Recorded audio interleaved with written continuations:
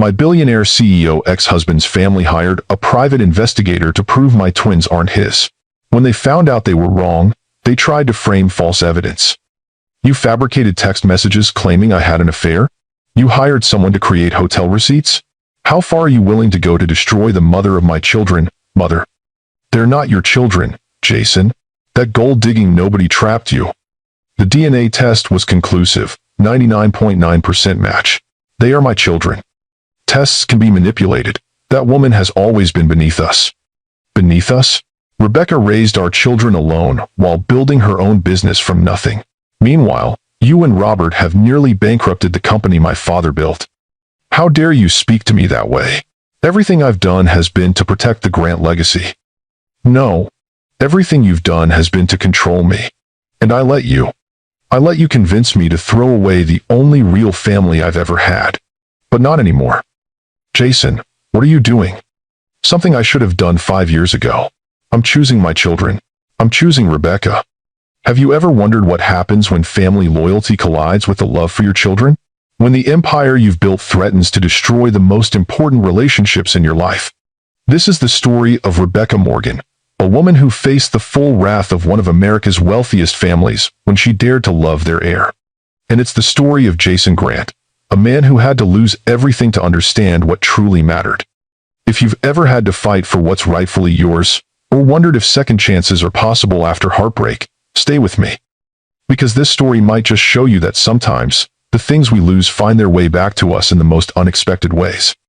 The manila envelope felt impossibly heavy in Rebecca Morgan's hands. She'd known something was wrong the moment her attorney called, requesting an emergency meeting.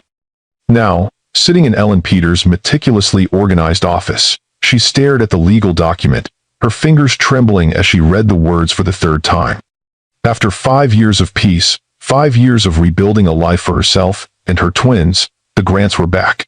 And they were demanding DNA tests to prove her children weren't Jason's. They can't do this, Rebecca whispered, looking up at Ellen. Her voice sounded small, even to her own ears. Jason knows those children are his. Ellen's expression remained professionally composed, but Rebecca could see the anger flickering behind her eyes. It's not Jason making the claim. It's his family. Specifically, his mother and brother. They're alleging you had an affair during your marriage, and the twins aren't Jason's biological children. Rebecca let out a bitter laugh. Of course it's Margaret. She's hated me from day one. Do you know she called me a gold digger at our wedding rehearsal dinner? Right to my face, while holding a champagne flute that probably cost more than my parents' car. The Grants have hired Morgan Stanley's top private investigator. They're serious, Rebecca. Ellen leaned forward, her tailored navy suit perfectly pressed despite the late afternoon hour. They want to prove the twins aren't Jason's, which would invalidate your custody arrangement and your financial settlement. Rebecca felt the blood drain from her face. Her 4-year-old twins, Zoe and Ethan, were her entire world. Since the divorce, she'd poured everything into giving them a stable, loving home while building her small interior design business. The settlement money from Jason had made that possible, not because she wanted his wealth, but because she needed security for their children. What do they hope to gain from this? Rebecca asked, her mind racing through worst-case scenarios. Jason signed away his parental rights. He hasn't seen the kids in 3 years. Money, Ellen replied bluntly. The Grants believe if they can prove the children aren't his, they can reclaim the $15 million from your settlement. According to my sources, Grant Industries is struggling financially. They need capital, and they see you as their easiest target. Rebecca closed her eyes, memories flooding back of the day Jason had walked away.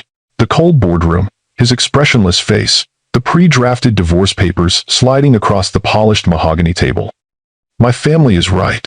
We were never meant to work. I need someone who understands my world, not a small-town girl playing dress-up in designer clothes. His words had cut deeper than any physical wound. After 3 years of marriage, the man she'd loved had dismissed her as casually as changing his dinner plans. Rebecca straightened her shoulders, drawing strength from the same well of determination that had carried her through the past 5 years. What do I do now? We fight. Ellen's tone left no room for doubt. The twins are Jason's, we both know that. The DNA test will prove it, but we need to be prepared for their other tactics. The Grants play dirty. I've experienced that firsthand, Rebecca said, gathering her purse and standing. "I'll do whatever it takes to protect my children." As she left the attorney's office, Rebecca dialed the familiar number of her best friend, Allie. "They're coming after us again," she said when Allie answered, not bothering with pleasantries. "Who? What's happened?" Allie's voice instantly shifted from cheerful to concerned. "The Grants. They want DNA tests to prove the twins aren't Jason's."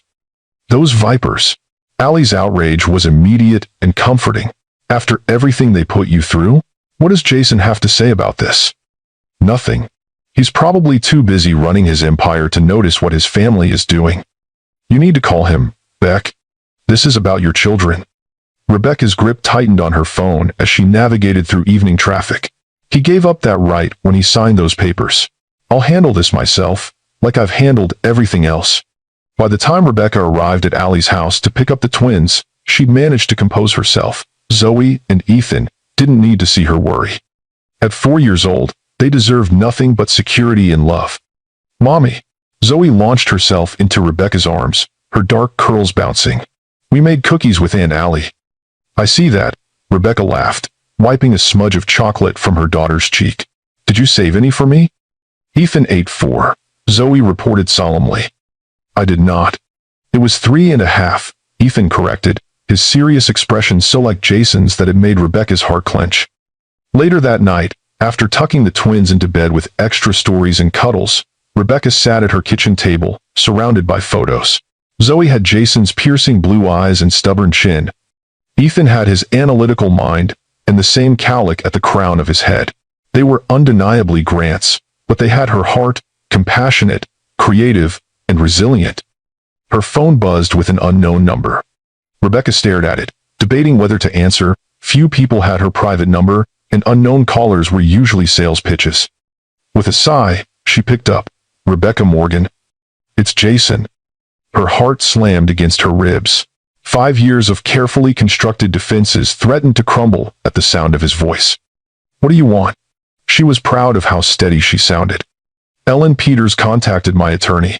Is it true my family is demanding paternity tests?" "Yes. Apparently, your mother and brother think I cheated, and the twins aren't yours." A heavy silence filled the line. "That's absurd." "Is it? Your family always believed I trapped you. This is just their latest attempt to erase me from your life." "They're my children, Rebecca. I know that." "Do you? Because you haven't seen them in 3 years." The dam of emotions she'd been holding back cracked. "You haven't asked about their first day of preschool, or whether Ethan still loves dinosaurs, or if Zoe still sleeps with that stuffed rabbit you bought her." His breath caught audibly. "She still has that?" "Of course, she does. She may not remember you, but she knows that rabbit came from her father." Another silence stretched between them, filled with unspoken regrets. "I'll handle my family," Jason finally said. "They won't bother you again." "Like you handled them last time? When they convinced you I wasn't Grant material?" Rebecca couldn't keep the bitterness from her voice. "Don't make promises you won't keep, Jason. I learned that lesson already." After hanging up, Rebecca pressed her palms against her eyes, fighting back tears. 5 years had dulled the pain, but hadn't erased it. She'd been 24 when she met Jason Grant at a charity gala, where she was working as an event coordinator. He'd been 30, already CEO of Grant Industries after his father's death, and completely unlike the entitled rich men she'd encountered before. Their whirlwind romance had shocked everyone, especially the formidable Margaret Grant, who made it clear that a girl from Rebecca's background could never truly belong in their world. For 3 years, Rebecca had tried to prove her wrong, taking etiquette classes, learning about art and wine, working tirelessly to fit into Jason's life. In the end, it hadn't mattered. When the Grant family unanimously decided she needed to go, Jason had chosen them over the family they'd created together. He'd given her a generous settlement in exchange for a clean break, allowing him to pursue someone more suitable while she raised their children in obscurity. Now they were threatening even that fragile peace. Rebecca glanced at her watch. Past midnight. She should try to sleep, but her mind kept circling back to Jason's voice on the phone. There had been something different in it, a note of regret, perhaps, or at least awareness. For 3 years, she'd fantasized about him realizing what he'd thrown away, about the great Jason Grant admitting he'd made a mistake. But those were childish fantasies. The reality was that she had 2 children to protect and a business to run, and Jason Grant was no longer the center of her universe. Just the father of her children, the man who still invaded her dreams, the ghost she couldn't quite exorcise. Rebecca Morgan had first laid eyes on Jason Grant 6 years earlier, on a crisp autumn evening at the Westfield Children's Hospital Gala. She'd been running on pure adrenaline, coordinating an event for 300 of Boston's wealthiest philanthropists while simultaneously filling in for a sick server. "Excuse me," a deep voice had said as she balanced a tray of champagne flutes. "You look like you could use this more than any of the guests." Rebecca had turned to find herself staring up at a man whose tailored tuxedo couldn't quite disguise the athletic build beneath. His dark hair was slightly too long for the conservative crowd, and his blue eyes held a warmth that seemed at odds with his formal attire. "I'm working," she'd replied, trying not to notice how his smile created a dimple in his left cheek. "So am I, technically." Jason Grant. He'd offered his hand. "My family foundation is sponsoring the pediatric wing renovation." Rebecca had nearly dropped her tray. Everyone knew the Grant name, old money, new technology, and enough influence to make or break careers with a single phone call. "Rebecca Morgan. I'm with Stellar Events." She gestured vaguely toward her name tag. "And I really shouldn't be talking. Mrs. Whitcomb is watching, and she's already complained that the ice sculptures are melting too fast, as if I control the laws of thermodynamics." Jason had laughed, a genuine sound that drew glances from nearby guests. "Mrs. Whitcomb complains about everything. Last year, she said the string quartet was aggressively cheerful. How about this? I need to escape my mother's matchmaking attempts with the Warner heiress. Help me hide for 5 minutes, and I'll deal with Mrs. Whitcomb for you." Before she could protest, he'd deftly taken the champagne tray from her hands and passed it to a passing waiter with a $20 bill. "Martin, cover for Miss Morgan for a few minutes. Family foundation business."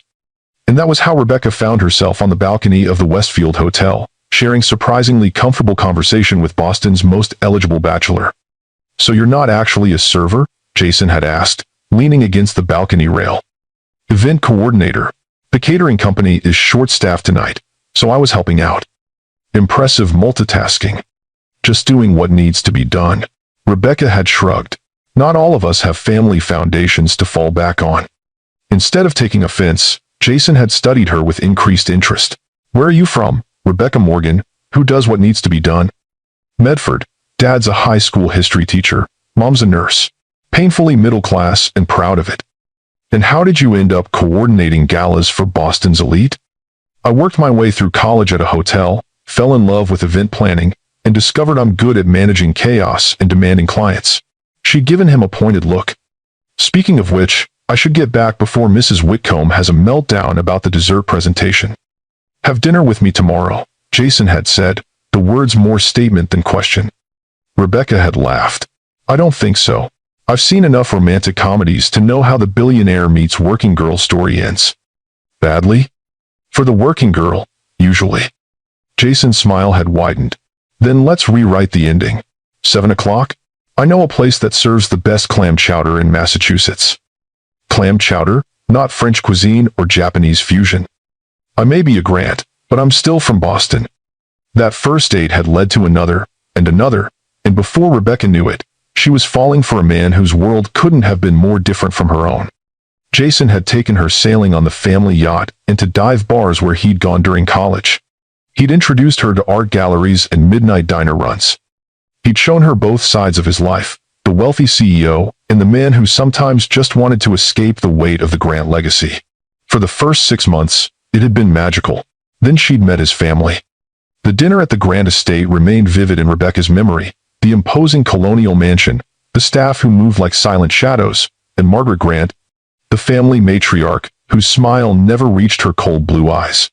"So, Rebecca," Margaret had said over the soup course, "Jason tells me you work in events, planning parties?" "Event coordination, yes. Currently for Stellar Events, but I'm hoping to start my own company eventually." How enterprising. Margaret's tone had made the words sound like a disease. "And your family? What do they do?" "My father teaches high school history, and my mother is a nurse at Boston General." "Public servants. How noble." Robert Grant, Jason's older brother, had smirked across the table. "Must be quite an adjustment, seeing how the other half lives. I'm adapting, Rebecca had replied with a smile that matched Margaret's in warmth, though I still can't understand why anyone needs 3 forks for one meal. Jason had squeezed her hand under the table, but the message had been clear. Rebecca Morgan didn't belong in the Grant world. Over the following year, Margaret's disapproval had evolved from thinly veiled contempt to active sabotage. There were accidental exclusions from family events, introductions to more suitable women at parties Jason attended alone, and constant reminders of Rebecca's lack of pedigree. Yet Jason had seemed unfazed, even proposing on a perfectly ordinary Tuesday evening as they walked along the Charles River. The ring had been his grandmother's, an emerald rather than a diamond, because he'd noticed Rebecca admiring one in a shop window months earlier. I'm never going to fit into your world, Rebecca had warned him as he slipped the ring onto her finger. Then we'll create our own, Jason had promised. Their wedding had been a battleground disguised as a celebration. Rebecca had wanted something small and meaningful. Margaret had insisted on a society event at the Grant estate with 400 guests, most of whom were business associates Rebecca had never met. The rehearsal dinner was where Margaret had made her feelings unmistakably clear, cornering Rebecca in the powder room after 3 glasses of champagne. You may have charmed my son, but don't think for a moment you fooled the rest of us, Margaret had hissed, her perfect composure slipping. Jason needs a wife who understands our world, not some gold digger with dreams of climbing the social ladder. I love your son, Rebecca had replied, refusing to be intimidated. That's all that matters. Love? Margaret had laughed. The Grants aren't built on love, dear. We're built on strategic alliances and smart decisions. Jason's going through a rebellious phase, but mark my words, he'll wake up one day and realize he needs someone who brings more to the table than a pretty face and working-class charm. Despite Margaret's predictions, the first year of marriage had been happy. Rebecca had launched her own event planning business, specializing in non-profit fundraisers, while Jason continued expanding Grant Industries into new technology sectors. They'd purchased a brownstone in Beacon Hill, his concession to her desire for a real home rather than the sleek penthouse he'd originally suggested. The problems began when Rebecca became pregnant with twins. What should have been the happiest news had somehow become another battlefield. Twins run in the Grant family, Margaret had announced when they shared the news. My mother was a twin. Of course, we'll need to redecorate the nursery wing at the estate. You'll want to be there for the first few months so the staff can help. We're not moving to the estate, Rebecca had said firmly. We're staying in our home. Don't be ridiculous. A new mother needs help, especially with twins. We have a nanny who's been with the family for 3 generations. I want to raise my own children. Margaret had looked at her as though she'd suggested letting the babies be raised by wolves. Jason, speak sense to your wife. Grant children are raised with certain advantages. And for the first time, Jason hadn't immediately taken Rebecca's side. It might be easier, Becca, just for the first few months.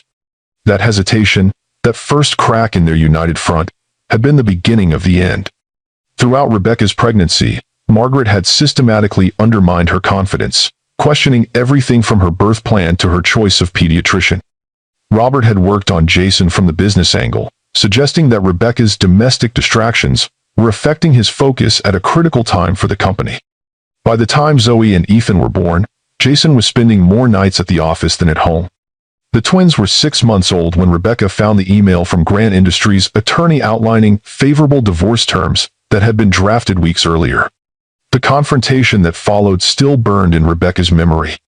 Were you going to tell me, or just have divorce papers delivered like a business proposal? She demanded, the email printout trembling in her hand. Jason had looked tired, his face drawn. I was trying to find the right time. The right time to tell me our marriage is over? While I'm still getting up 4 times a night with our children? This isn't working, Rebecca. You know it as well as I do. What isn't working? The fact that your mother can't accept me? That your brother thinks I'm beneath you? That you've let them come between us at every turn? It's not just them. Jason had run a hand through his hair, a gesture she'd once found endearing. We're too different. You want a simple life, and I have responsibilities to my family's legacy. Your family's legacy, Rebecca had repeated, the words bitter on her tongue. What about our family? What about Zoe and Ethan? They'll be provided for, of course, generously. They need a father, not a trust fund. Jason's expression had hardened. My family is right. We were never meant to work. I need someone who understands my world, not a small-town girl playing dress-up in designer clothes. The words had struck like physical blows, each one dismantling another piece of the love she'd thought was unshakable. Your mother must be so pleased, Rebecca had whispered. She finally got what she wanted. 2 weeks later, in a sterile boardroom at Grant Industries headquarters, Rebecca had signed divorce papers while an infant carrier sat on each side of her chair. Jason had barely glanced at the sleeping twins, signing his name with the same pen he used for billion-dollar deals. The settlement had been generous, $15 million and the brownstone, in exchange for her silence about the marriage's dissolution and a clean break. Jason had signed away his parental rights, granting Rebecca full custody with no visitation requirements. They deserve someone who can be fully present, he'd said when she questioned the decision. My life doesn't have room for that kind of commitment. Rebecca had looked him directly in the eyes. One day, you'll realize what you're throwing away, and when that day comes, remember that it was your choice, not mine. Then she'd gathered her children and walked out of Grant Industries and Jason's life, determined to build something secure and loving from the ashes of her broken heart. 5 years later, as Rebecca stared at her phone after Jason's unexpected call, she wondered if that day of realization might finally have arrived. Not that it mattered anymore. Too much damage had been done, too many tears shed. She'd rebuilt her life brick by brick, focusing on her children and her growing business. She wasn't the same naive girl who'd fallen for Jason Grant's charm. She was stronger now, wiser, and absolutely determined that Margaret Grant would never again destroy what she'd worked so hard to build. 3 days later, Rebecca received the formal legal request for DNA testing. She agreed immediately, knowing the results would vindicate her. What she didn't expect was the appearance of Jason Grant himself at the medical facility, his tall figure instantly recognizable even after 5 years. "What are you doing here?" she asked, instinctively stepping between him and the twins, who were coloring quietly in the waiting area. "I wanted to see them." His eyes moved past her to the children. "They've grown so much." "That happens in 3 years." He flinched at her tone. "Rebecca, save it." She lowered her voice. "You gave up your rights. You don't get to waltz back in because your family created a problem." "Is that Ethan's dinosaur book?" Jason nodded toward the little boy, who was absorbed in a colorful encyclopedia of prehistoric creatures. "He still loves paleontology. Wants to be a scientist." Jason's eyes softened as he watched their son carefully turning pages. "And Zoe? She looks just like you. She has your stubborn streak. And your eyes." The technician called them in before Jason could respond. The procedure was quick, cheek swabs for all 4 of them. The twins, accustomed to doctor visits, handled it with minimal fuss. "When will we have results?" Jason asked as they prepared to leave. 2 to 3 days, the technician replied. Rebecca gathered the children's things, deliberately avoiding Jason's gaze. "Say goodbye, kids. We need to go." "Goodbye," the twins chirped in unison, completely unaware of the tall stranger's significance. Jason knelt to their level. "It was nice to meet you both. Ethan, that dinosaur book looks really interesting. And Zoe, that's a beautiful drawing." Zoe smiled shyly, holding up her picture. "It's a butterfly garden. Do you like butterflies?" "I do. My favorite are the blue morphos. Their wings shine like magic." "I like those too." Zoe's face lit up with excitement. Rebecca felt a painful tightness in her chest. "We really have to go." Outside, she hurried the twins toward her car, but Jason followed. "Rebecca, wait, please." She helped the children into their car seats before turning to face him. "What?" "I want to apologize for everything." "Now? After 5 years of silence?" "I made a terrible mistake," he said, his voice uncharacteristically hesitant. "When I saw them just now, I realized what I've thrown away. That's not my problem anymore." She opened her car door. "The test results will prove what I've always known, and then you and your family can leave us alone for good." As she drove away, Rebecca caught glimpses of Jason in her rearview mirror, standing alone in the parking lot. For a moment, she allowed herself to remember the man she'd fallen in love with, thoughtful, passionate, with dreams beyond his family's legacy. That man had disappeared long before their marriage ended, consumed by the weight of the Grant name and his mother's relentless expectations. If you've ever had someone try to take away what matters most to you, You understand Rebecca's determination. But what would you do if the person who broke your heart suddenly realized their mistake? Would you give them a second chance? Leave your thoughts in the comments below, and don't forget to like and subscribe for more stories about love, betrayal, and redemption. Mom, who was that man at the doctor's?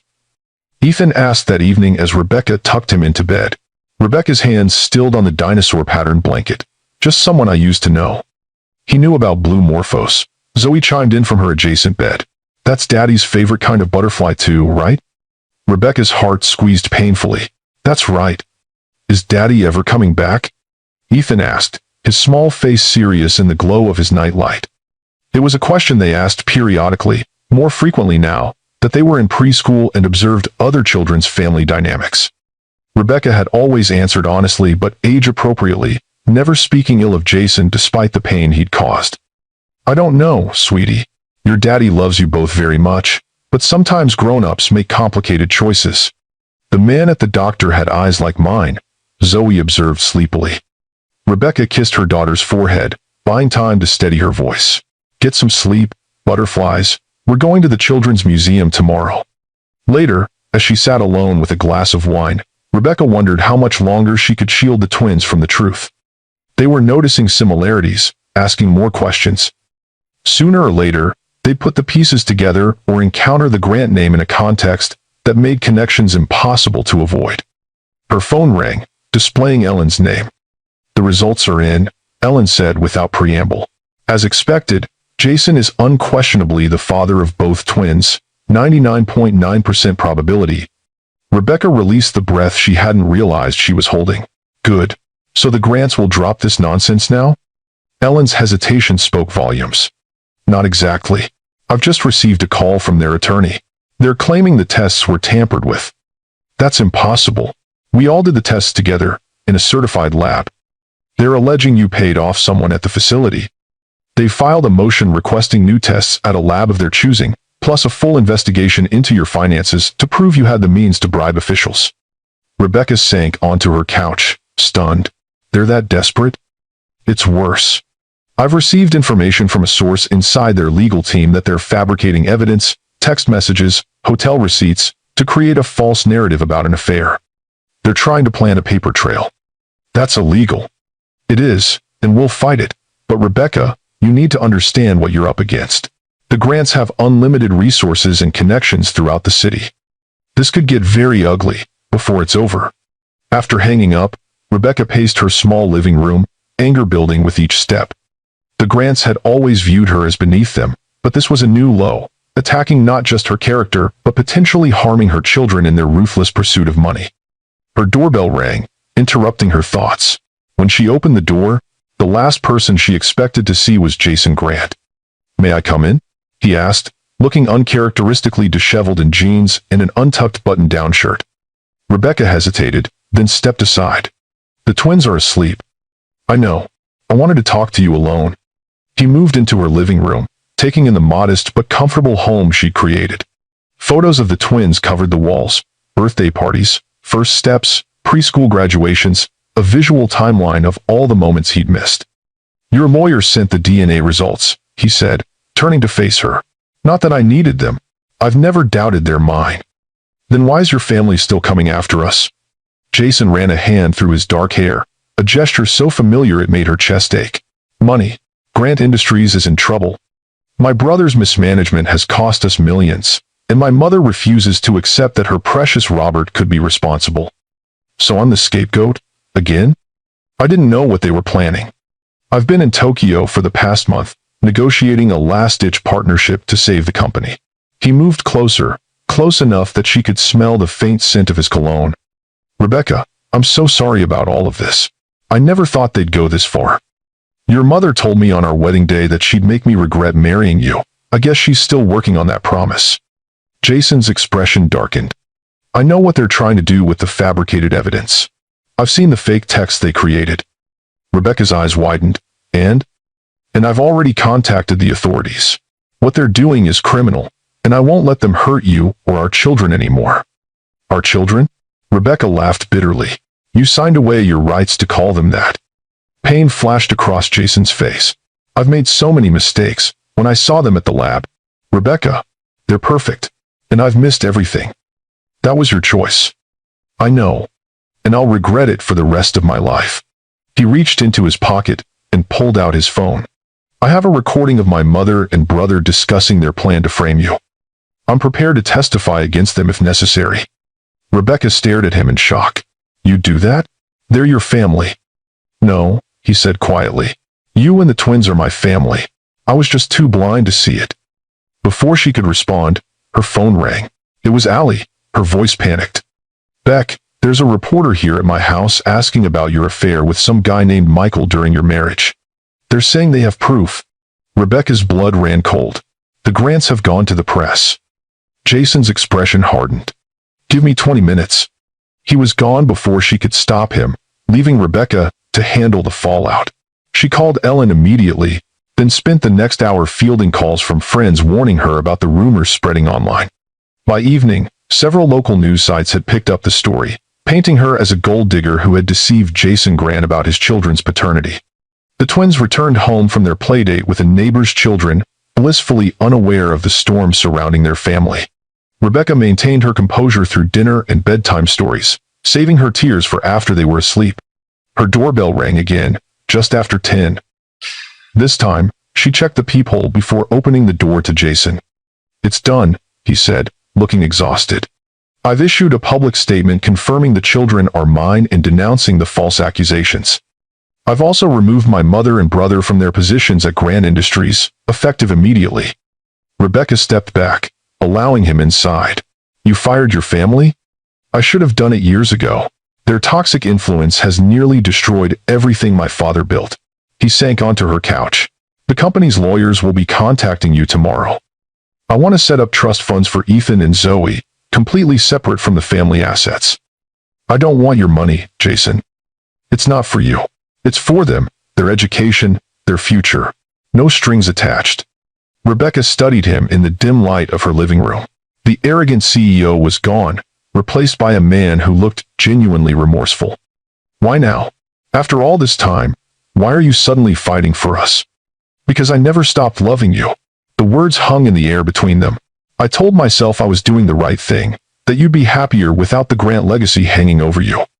I convinced myself the money would give you and the kids a good life, that my absence was a fair trade. You broke my heart, she whispered. I know. I broke my own too. He leaned forward, elbows on his knees.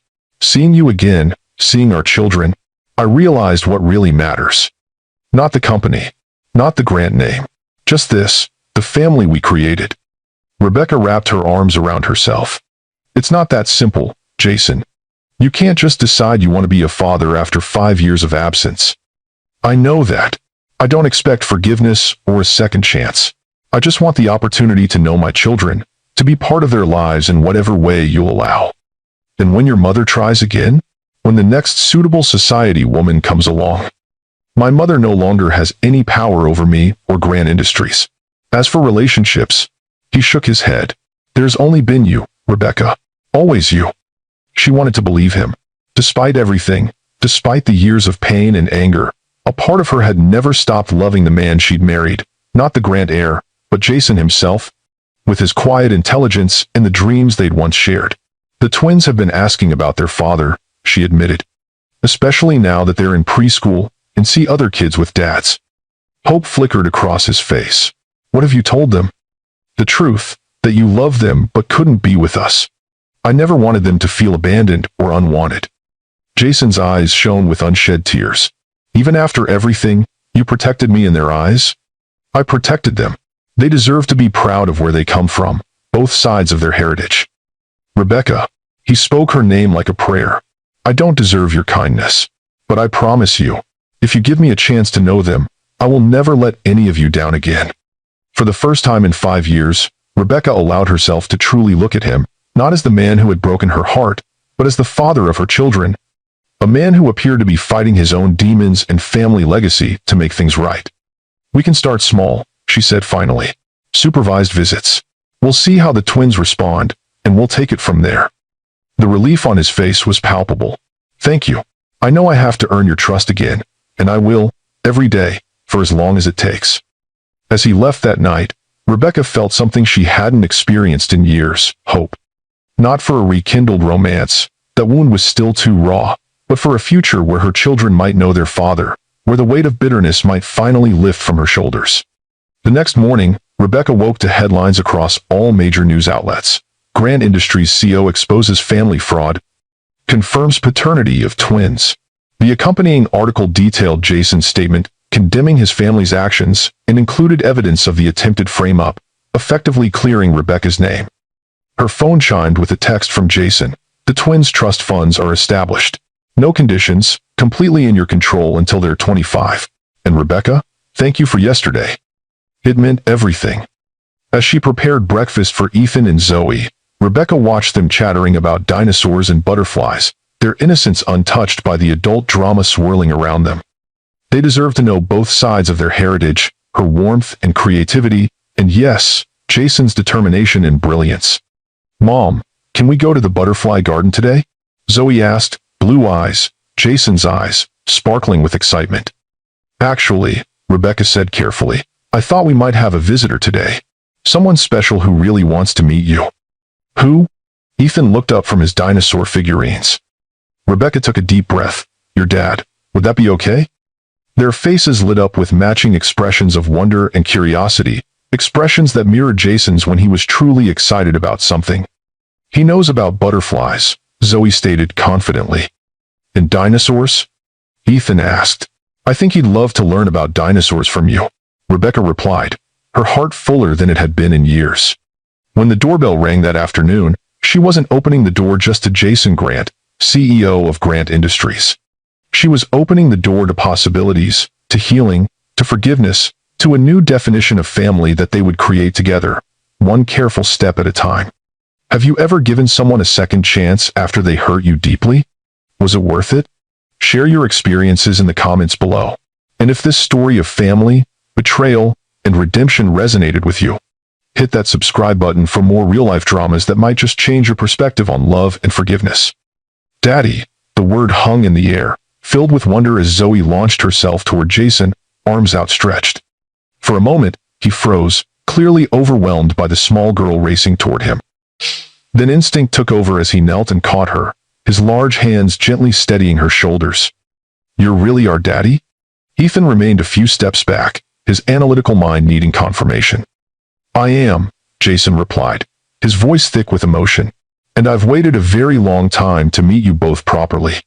Rebecca stood in the doorway, her heart twisting with conflicting emotions as she watched her children meet their father for the first time.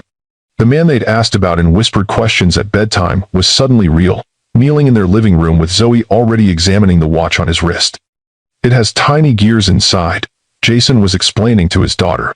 Each one moves in perfect synchronization with the others. Like dinosaur bones fit together, Ethan offered, edging closer. Jason's face lit up. Exactly like that. You're very smart. Mom says I think like you, Ethan said, studying Jason's face with undisguised curiosity. A silence fell as Jason looked up at Rebecca, gratitude shining in his eyes. She'd expected many reactions to this moment, had prepared herself for the twins' confusion, for Jason's awkwardness, for her own resentment to flare. But the natural way they gravitated toward each other caught her completely off guard. I brought something for each of you, Jason said, reaching for the gift bag he'd set down. If that's okay? He glanced at Rebecca for permission. She nodded, curious despite herself. For Zoe, there was a butterfly garden kit, complete with caterpillars that would transform into painted lady butterflies. So you can watch the whole metamorphosis, Jason explained, though blue morphos are too tropical for home kits.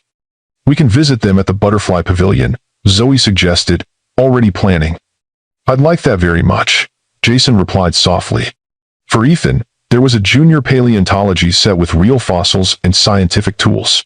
These are actual fossils, not replicas, Jason told him. This one is a trilobite that's over 400 million years old.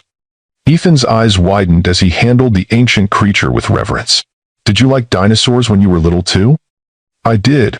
I wanted to be a paleontologist before I joined the family business. Rebecca blinked in surprise. In 3 years of marriage, Jason had never mentioned a childhood interest in paleontology. What's your favorite dinosaur? Ethan asked, The ultimate test of dinosaur credibility. Parasaurolophus, Jason answered without hesitation. They had those amazing hollow crests that might have been used for communication, like prehistoric trumpets. Ethan nodded approvingly. That's a good one. Mine's Therizinosaurus. They had claws as long as my arm. The next 2 hours passed in a blur of conversation, questions, and cautious connection. The twins showed Jason their rooms, their favorite toys, their backyard fort.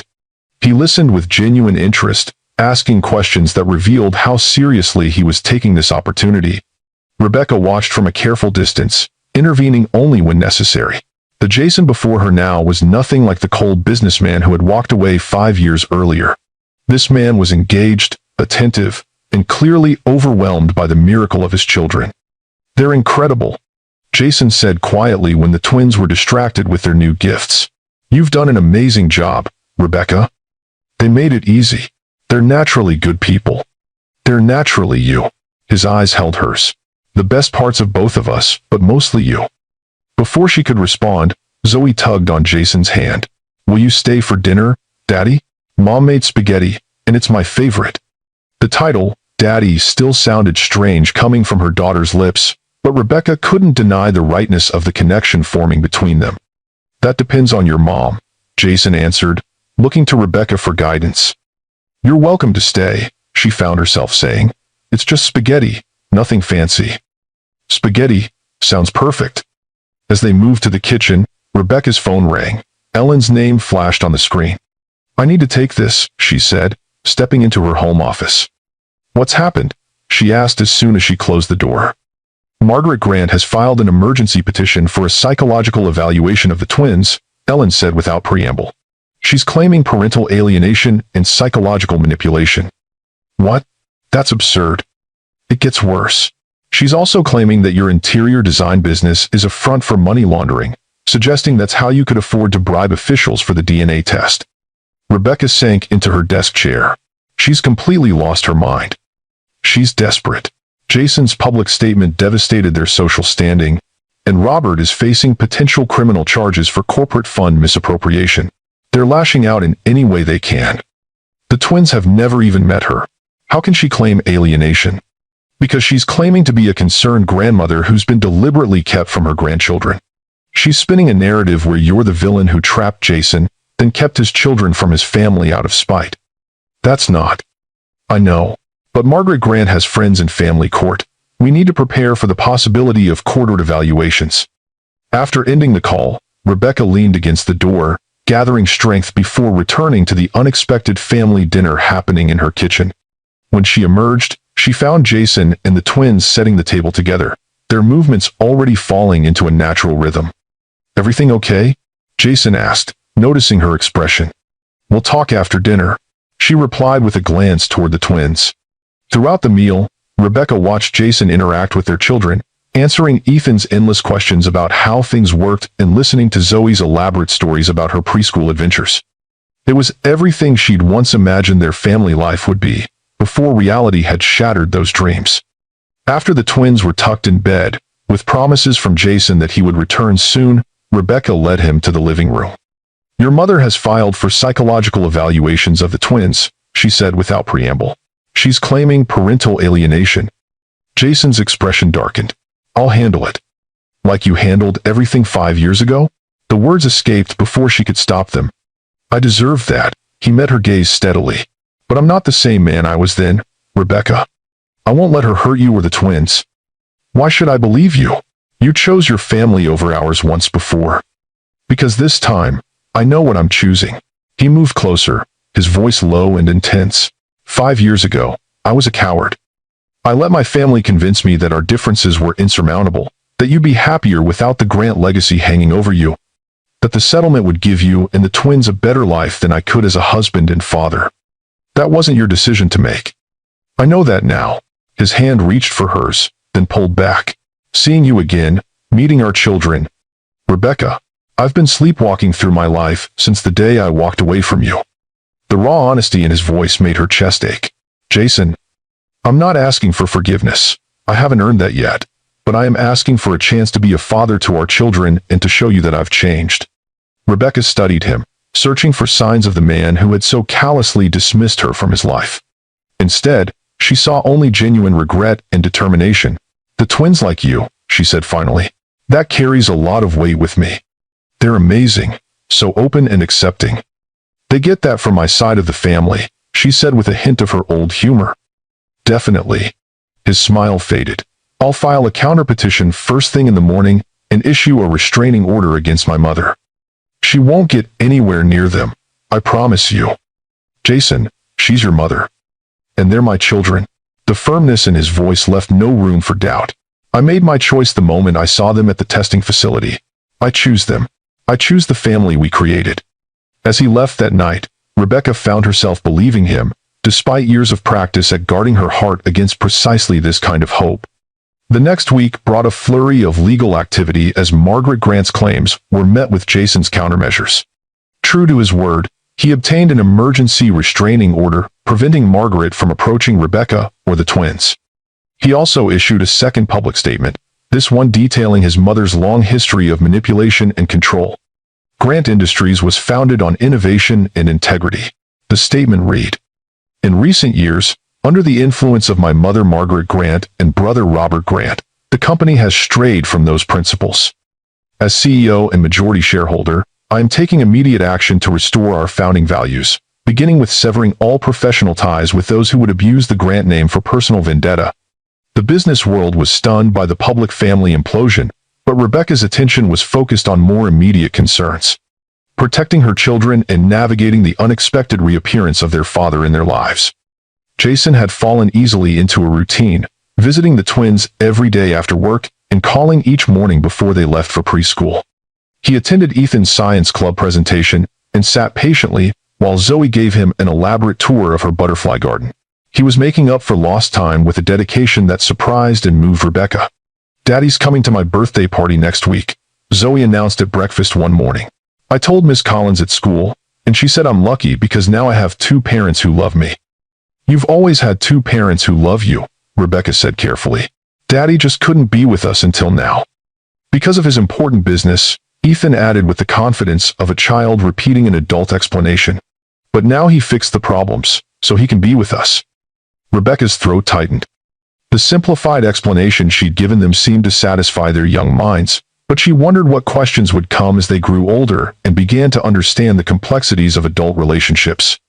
"Is Daddy coming to dinner tonight?" Zoe asked, milk dribbling down her chin. "Not tonight, Butterfly. Tonight is our special night, just the three of us." The truth was, Rebecca needed some space.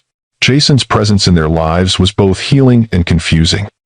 The twins had accepted him with the uncomplicated love of children, but Rebecca's feelings were far more tangled. Seeing him with their children awakened memories of what they'd once shared, of the future they'd planned together before the Grant family interference had destroyed everything. Her phone buzzed with a text from Allie. "Have you seen this morning's news? Margaret Grant is giving a press conference in an hour. Looks like damage control." Rebecca's stomach knotted as she switched on the television. Sure enough, the local news was promoting an upcoming statement from Margaret Grant regarding false allegations and family matters. She called Jason immediately. "Your mother is about to go public." "I know. My PR team just alerted me." His voice was tight with controlled anger. "Stay home with the twins. Whatever she says, we'll handle it."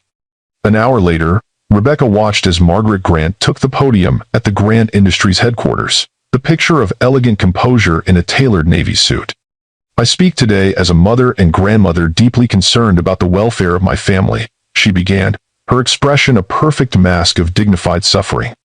"Recent events have painted me as an interfering matriarch, but I assure you my only concern has ever been protecting my son and grandchildren from those who would exploit the Grant name for financial gain."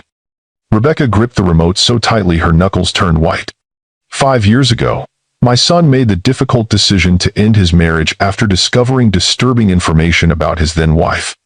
Out of respect for his privacy and the well-being of the children involved, we chose to handle the matter quietly, providing a generous settlement despite significant questions about paternity. That lying, Rebecca cut herself off, aware that the twins might overhear. Recent DNA tests appear to confirm Jason's paternity, But serious questions remain about the circumstances surrounding these tests and the integrity of the results. As a grandmother who has been systematically denied access to my grandchildren, I am pursuing every legal avenue to ensure their well-being and protect my son from further manipulation. Margaret dabbed at her eyes with a monogrammed handkerchief. I ask only for the opportunity to know my grandchildren and ensure they are being raised in a healthy, truthful environment. Thank you. As she stepped away from the microphone, refusing questions, Rebecca's phone rang. Don't let her get to you, Jason said without greeting. We expected this. She's painting me as a manipulative gold digger who's been keeping your children from you and her. No one who knows you would believe that for a second. And Margaret's credibility is rapidly diminishing in Boston social circles since I revealed her role in Robert's financial mismanagement. The twins could see this, Jason. Their friends' parents will see it. She's poisoning their world. Not if we don't let her. His voice grew determined. Meet me for lunch. I have an idea. 2 hours later, Rebecca found herself at a quiet restaurant in Cambridge, far from the financial district where Jason normally conducted business. He was waiting in a private room, looking uncharacteristically casual in jeans and a button-down shirt. Thank you for coming, he said, standing as she entered. I know you're taking a risk being seen with me publicly right now. Your mother has already destroyed my reputation. What's left to lose? Your peace of mind, the twins' security. He pulled out her chair, both of which I intend to restore. Once they were seated, Jason slid a folder across the table. My attorneys prepared these papers. I'd like you to review them with Ellen before signing. Rebecca opened the folder cautiously. Inside was a legal document revoking Jason's termination of parental rights, establishing joint custody, and outlining a visitation schedule that respected the twins' routine while giving Jason significant time with them. You want joint custody? She asked, scanning the document.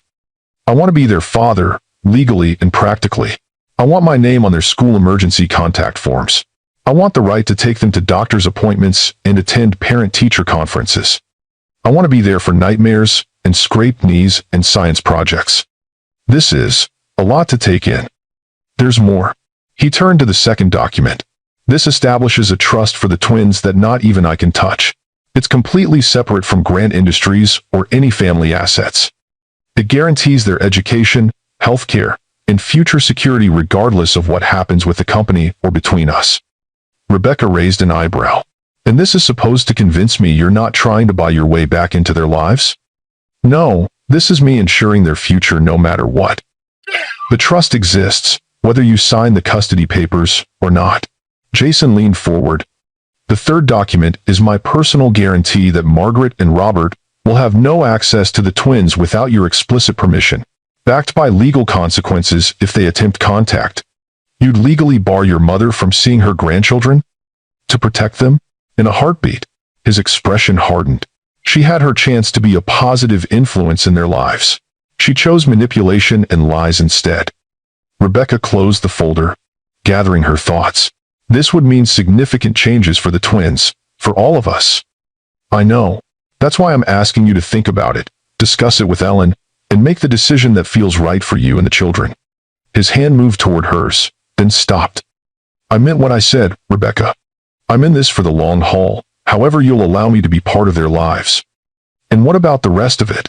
Your mother's accusations, the public spectacle she's creating? Jason's smile held no humor. That's the other reason I wanted to meet today. I'm holding my own press conference this afternoon. I'd like you to be there. Absolutely not. I won't parade myself or our situation in front of cameras. Not as a participant, as an observer. I want you to hear what I have to say, in person, so you know exactly where I stand. 3 hours later, Rebecca found herself in the back of a packed conference room at the Four Seasons Hotel, watching as Jason stepped up to a podium bearing the Grant Industries logo. He looked every inch the powerful CEO in a perfectly tailored suit, but there was a warmth in his eyes she hadn't seen in the boardroom years earlier. Thank you all for coming, he began. I've called this conference to address the statements made by my mother this morning and to set the record straight about my family situation. Camera flashes illuminated his face as he continued. 5 years ago, I made the biggest mistake of my life. Under pressure from my family and blinded by misplaced loyalty to the Grant name, I walked away from my marriage and my responsibilities as a father. A murmur ran through the assembled reporters. My ex-wife, Rebecca Morgan, has raised our twins with love, integrity, and strength that I can only admire from a distance. Contrary to my mother's implications, Rebecca never kept my children from me. I legally surrendered my parental rights during our divorce, a decision I've regretted every day since. Jason's eyes scanned the room, briefly meeting Rebecca's before continuing. The recent DNA tests were my family's attempt to invalidate my children's claim to their heritage. Those tests confirmed what I've always known: Ethan and Zoe are my biological children. But biology is the least of what makes a family. He paused, emotion visibly overtaking him before he regained control. A real father shows up. A real father puts his children's needs above his own comfort and pride. Rebecca Morgan has been both mother and father to our children for 5 years while I failed them completely. The room had gone silent, reporters transfixed by the raw honesty from a man known for his polished corporate persona.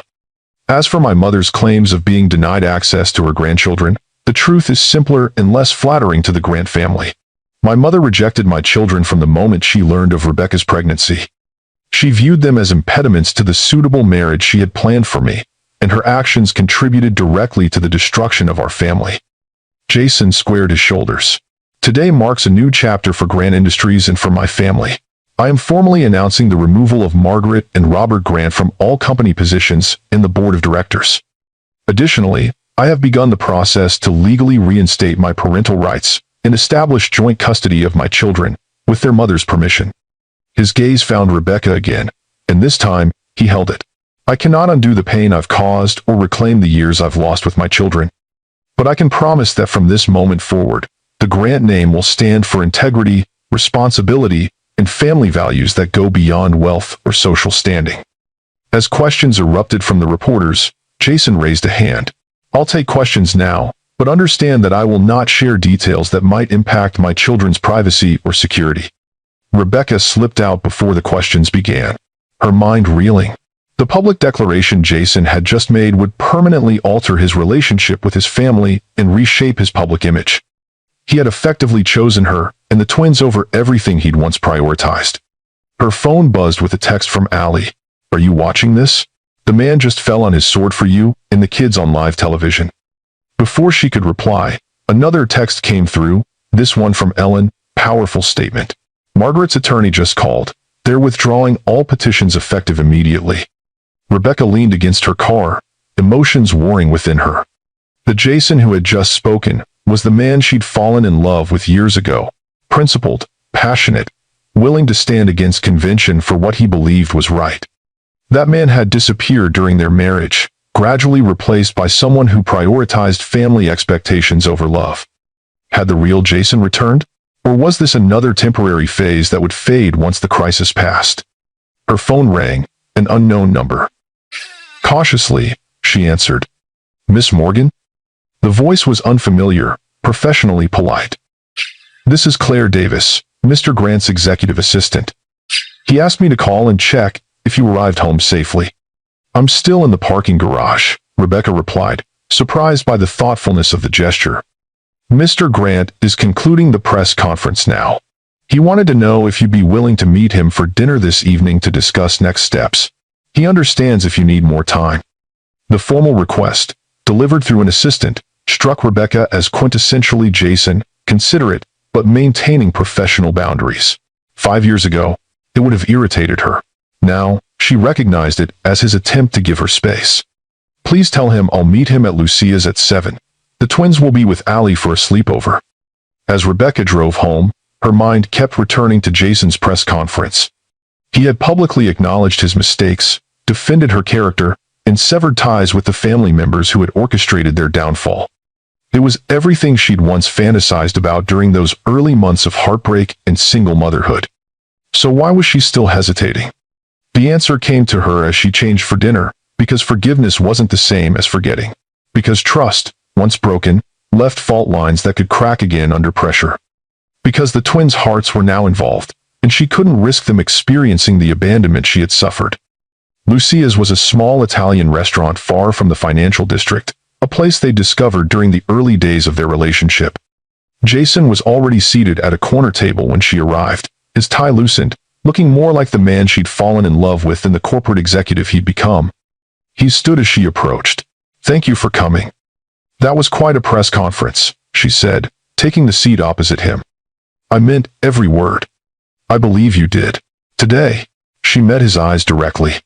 "But what about next month, or next year? When the crisis has passed and you're faced with rebuilding Grant Industries without your family's connections?" Jason nodded, accepting the challenge in her question. "Fair concern.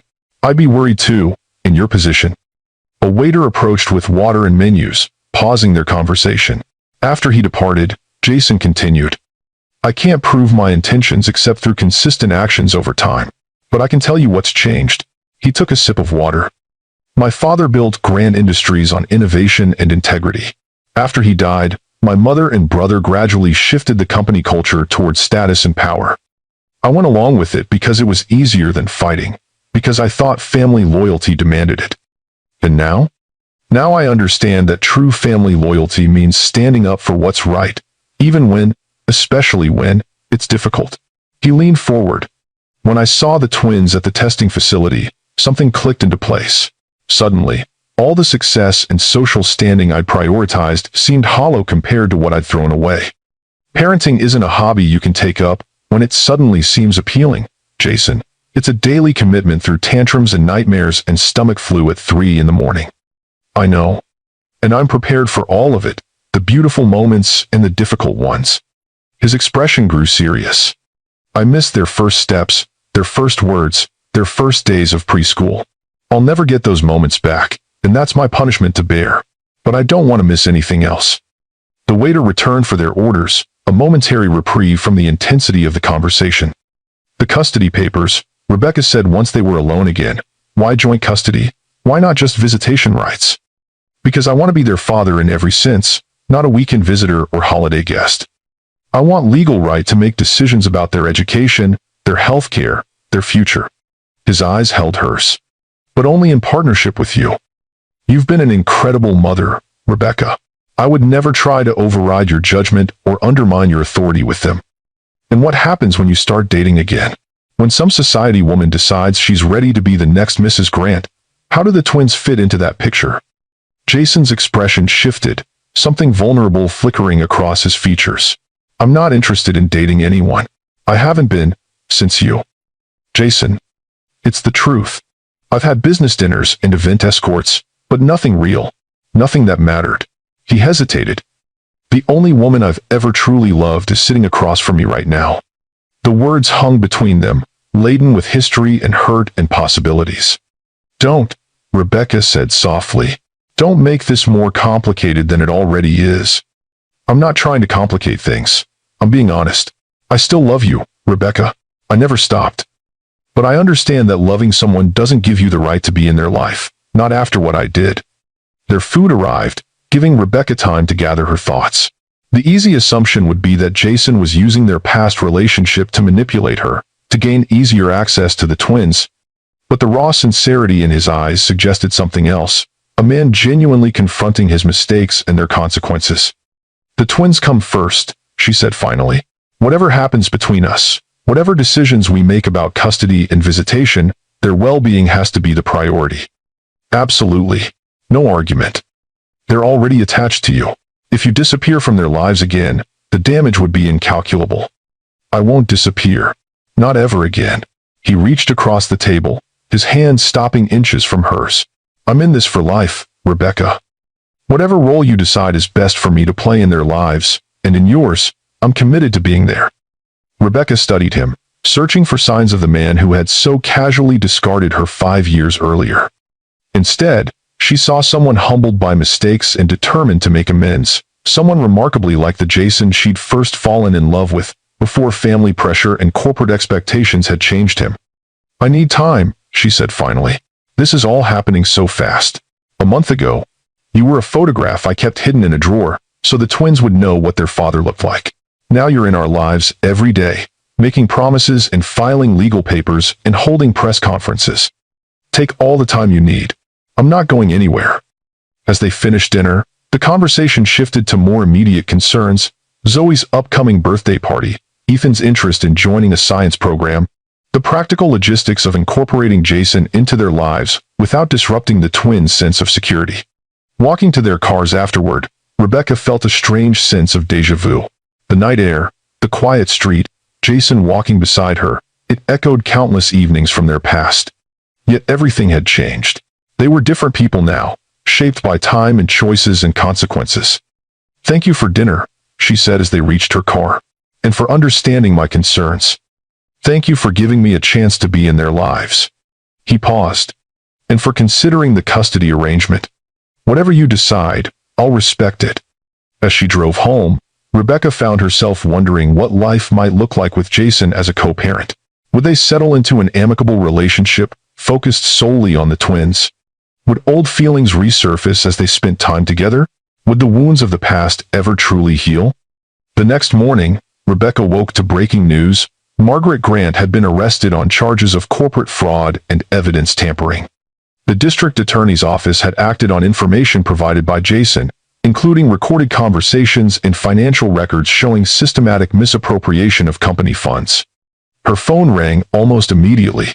It was Ellen. "Have you seen the news? Margaret's being arraigned this morning. Robert is cooperating with authorities in exchange for reduced charges." Jason didn't mention any of this last night. He may not have known the timing.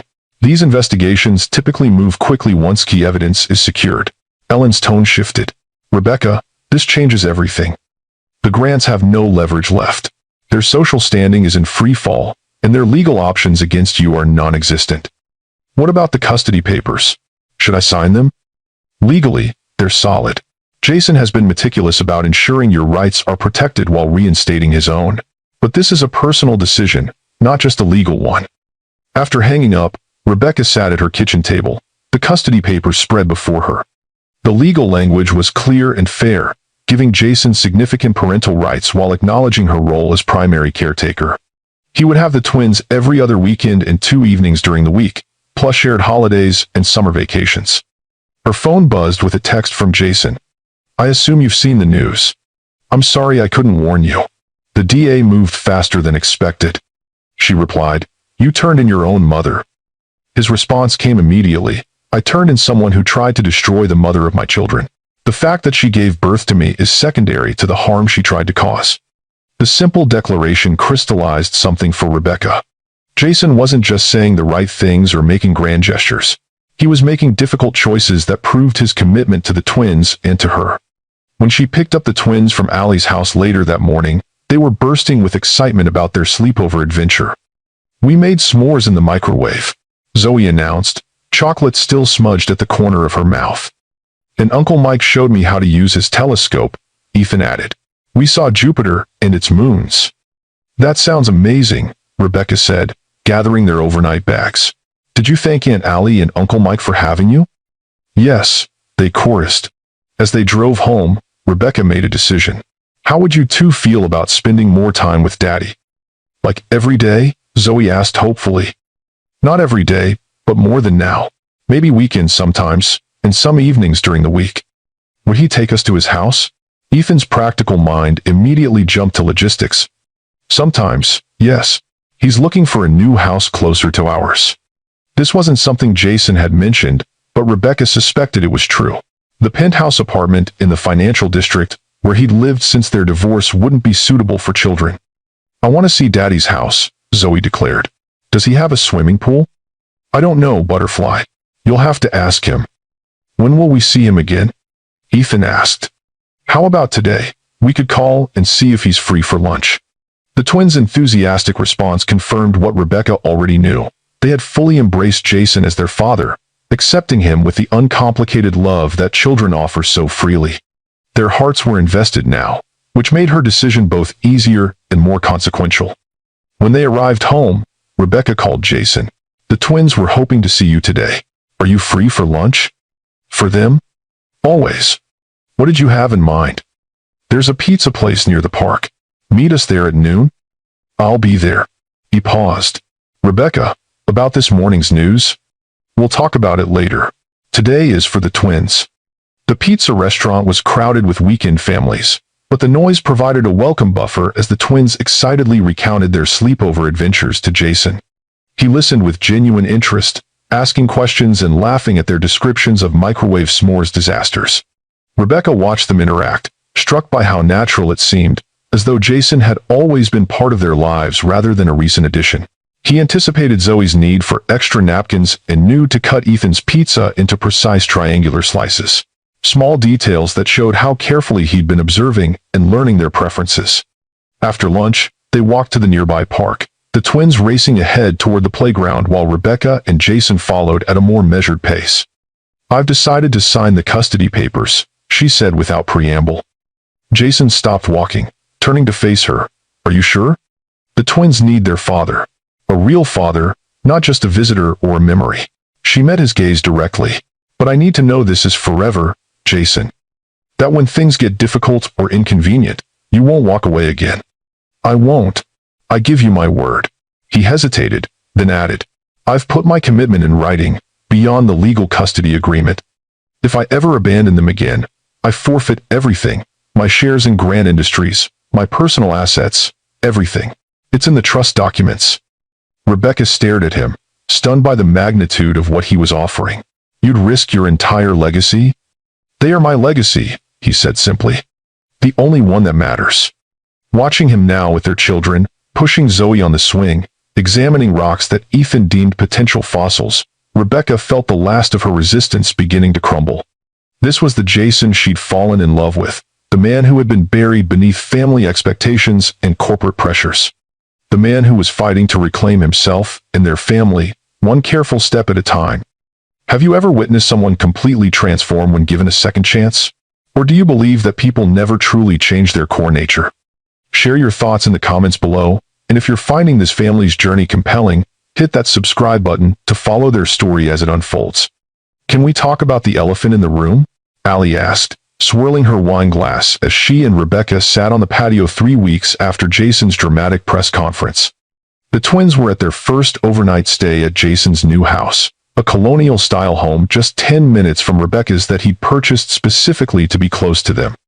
"Which elephant would that be?" Rebecca replied, though she knew exactly what her friend meant. "There's a whole herd at this point. The one where your ex-husband, who broke your heart into a million pieces, is now back in your life looking at you like you hung the moon and stars." Allie raised an eyebrow. "That elephant." Rebecca sighed, staring into her own glass. "We're co-parenting, Allie. That's all." "Uh-huh. And that's why you've changed your hair 3 times in the last month and bought new clothes for every custody exchange?" "I want to look professional. We're establishing boundaries." Allie laughed. "Honey, I've known you since college. You don't dress like that for professional boundaries. You dress like that for a man you're trying very hard not to fall back in love with." The truth of her friend's words hit uncomfortably close to home. Rebecca had been fighting a growing attraction to the new version of Jason, the attentive father who never missed a promise to the twins, the humble businessman rebuilding his company on more ethical principles, the man who looked at her with eyes full of regret and hope. "It's complicated," Rebecca admitted. "When he left 5 years ago, I had to lock away certain feelings just to survive. Now he's back, and those feelings are thawing." "Is that so bad?" "The twins adore him. He's proven he's committed. Margaret is facing jail time and can't hurt you anymore." "It's not that simple. What if we try again and it fails?" The twins would be devastated. "And what if you don't try? What if you spend the next 20 years doing this careful dance around each other, pretending there's nothing between you but parental duty?" Allie leaned forward. "Beck, life rarely gives second chances this clear. At least be honest with yourself about what you want." What did she want? Rebecca had been so focused on the twins' needs, on protecting them from potential disappointment, that she'd barely allowed herself to consider her own desires. Her phone chimed with a text from Jason. Bedtime story complete. Ethan insisted on 3 chapters of his dinosaur book, and Zoe needed to check on her butterflies twice. They're finally asleep. Everything went perfectly. Call if you need anything. Attached was a photo of the twins curled up in their new beds, surrounded by stuffed animals, and bathed in the gentle glow of nightlights. The care Jason had taken in creating rooms that reflected their personalities and interests was evident in every detail. "Look at that smile," Allie observed, watching Rebecca's face as she read the message. "You've got it bad, girl. I'm just glad they're happy and settled." Keep telling yourself that." Later that night, alone in her suddenly quiet house, Rebecca allowed herself to imagine a different future than the one she'd carefully constructed after the divorce. What if Jason truly had changed? What if they could rebuild something stronger, wiser, more equal than what they'd had before? The possibility both terrified and exhilarated her. Her phone rang, displaying Jason's name. Concern immediately flared. Was something wrong with the twins? Hello? Are the kids okay? She answered quickly. They're fine, sound asleep. Jason's voice was reassuring. The house is so quiet now. I wanted to check on you. It's your first night without them. The thoughtfulness of the gesture touched her. I was just thinking the same thing. It's strange not hearing their breathing through the monitor. I've got both monitors turned all the way up, Jason admitted with a self-deprecating laugh. Every little sigh has me running to check on them. First-time parent anxiety. You'll get used to it in about 20 years. I have a lot of catching up to do. A comfortable silence fell between them, so different from their tense exchanges of just weeks ago. Rebecca? Jason's voice grew serious. Thank you for trusting me with them. They're your children too. I know, but after everything that happened, this means more than I can express. She closed her eyes, picturing him in the new house he'd created for his children, surrounded by evidence of his commitment to being their father. They were so excited about staying with you, she said. Zoe packed and repacked her overnight bag 6 times. I was probably more nervous than they were. I must have checked their rooms 100 times to make sure everything was perfect. And was it perfect? Better. His voice softened. They're incredible, Rebecca. Every minute I spend with them, I'm amazed by who they are. You've done such an amazing job raising them. They make it easy. They have good hearts. Like their mother. The compliment warmed her more than it should have. Jason. I know. Boundaries. He sighed. I should let you get some rest. I'll bring them home tomorrow after lunch. Unless you'd like to join us? We're going to the Science Museum. Rebecca hesitated. They'd been careful to maintain separate parenting time, creating a clear division for both the twins and themselves. Joining them would blur those carefully established lines. I'd like that, she found herself saying. If you're sure you don't mind. Mind? Rebecca, He stopped himself. The twins would love having both of us there. I'll pick you up at 10. I'll be ready. After hanging up, Rebecca sat in her quiet living room, pondering the shift that had occurred over the past weeks. The anger and resentment that had fueled her for 5 years was gradually being replaced by something more complex, a cautious appreciation for the man Jason was becoming, distinct from the one who had hurt her so deeply. The next morning brought another shift in their evolving dynamic. When Jason arrived to pick her up, the twins erupted with excitement at seeing both parents together for their museum outing. It's like a family trip, Zoe declared, bouncing in her car seat. Are we a family again? Ethan asked with characteristic directness. Rebecca and Jason exchanged glances, neither quite prepared for such a pointed question. We're always a family, Jason answered carefully. Even when we live in different houses, what makes a family is love and caring for each other, not where we sleep at night. But you love Mommy, right? Zoe persisted. You said so when you were tucking me in. Rebecca raised an eyebrow at Jason, who had the grace to look embarrassed. Zoe asked if I still loved her Mommy. He explained quietly. I don't lie to our children. The simple statement, I don't lie to our children, carried more weight than 1,000 grand gestures. It was the fundamental promise of a parent, the commitment to truth even when difficult. The day at the museum unfolded with a surprising ease, the 4 of them moving between exhibits with the natural rhythm of a family accustomed to shared outings. Jason knew when to step back and let Rebecca take the lead with the twins' questions, and she found herself appreciating his insights on the scientific displays that particularly captivated Ethan. Look, Daddy, the butterfly is coming out. Zoe called from the live butterfly exhibit, pointing to a chrysalis where a monarch was slowly emerging. That's called eclosion, Jason explained, kneeling beside her. The butterfly has been transforming inside that chrysalis, and now it's ready to show its true self. Like you, Ethan observed with startling perception. Mom says people can change from the inside out too. Jason glanced up at Rebecca, surprise and gratitude in his expression. Your mom is very wise. As they walked back to the car, the twins racing ahead to identify cloud shapes, Jason's hand brushed against Rebecca's. Thank you, he said quietly. For what you told them about change being possible, you could have painted me as the villain in their story. That wouldn't have served anyone, least of all them. She met his gaze. Besides, I believe what I told them. People can change when they truly want to. I have changed, Rebecca. Not because I want you back, though God knows I do, but because losing you and the twins made me see how empty my life was when I chose status and family approval over love. Before she could respond, Zoe called them to settle a debate about whether a particular cloud more closely resembled a dragon or a dinosaur. The moment passed, but his words lingered, echoing through her mind for days afterward. The next 2 months established a new normal for their unconventional family. Jason proved himself to be a devoted father, never missing a scheduled visitation, and often volunteering to take the twins when Rebecca had business commitments. He attended parent-teacher conferences, doctor's appointments, and Ethan's science club meetings with genuine enthusiasm. For Rebecca, watching Jason build relationships with their children was both heartwarming and bittersweet. She saw glimpses of what might have been had he found the strength to stand up to his family years earlier. Yet she also witnessed the profound joy their children experienced in knowing their father, a gift she couldn't regret, despite the complicated path that had led them here.